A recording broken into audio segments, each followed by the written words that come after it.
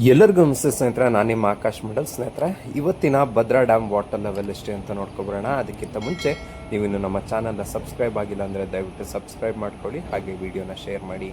ಸ್ನೇಹಿತರೆ, ಇವತ್ತು ಅಂದರೆ 19 July 2026 Bhadra dam water level 148 ಅಡಿ 4 ಇಂಚು ಇರುವಂಥದ್ದು.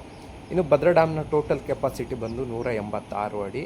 ಇನ್ನೂ ಹೆಚ್ಚು ಕಡಿಮೆ 40 ಅಡಿಗಳು ತುಂಬಬೇಕಾಗಿದೆ.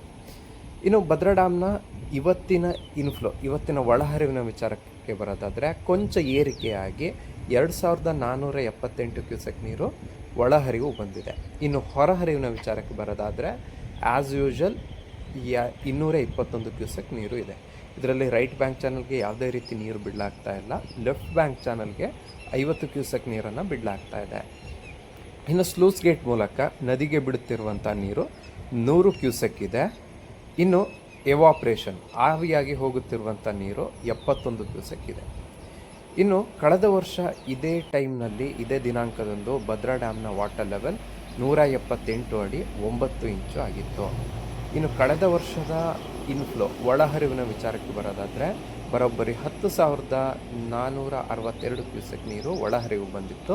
ಇನ್ನು ಹೊರಹರಿವಿನ ವಿಚಾರಕ್ಕೆ ಬರೋದಾದರೆ 3,680 ಕ್ಯೂಸೆಕ್ ನೀರು ಹೊರಹರಿವು ಆಗಿತ್ತು.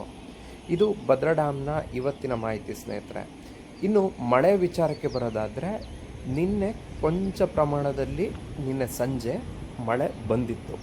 ಇವತ್ತು ಕೂಡ ಮೋಡ ಕವಿದ ವಾತಾವರಣ ಇದೆ. ಮಳೆ ಬರುತ್ತೋ ಇಲ್ಲ ಅನ್ನೋದನ್ನು ಕಾದು ನೋಡಬೇಕಾಗಿದೆ. ಇದು ಇವತ್ತಿನ ಮಾಹಿತಿ ಸ್ನೇಹಿತರೆ.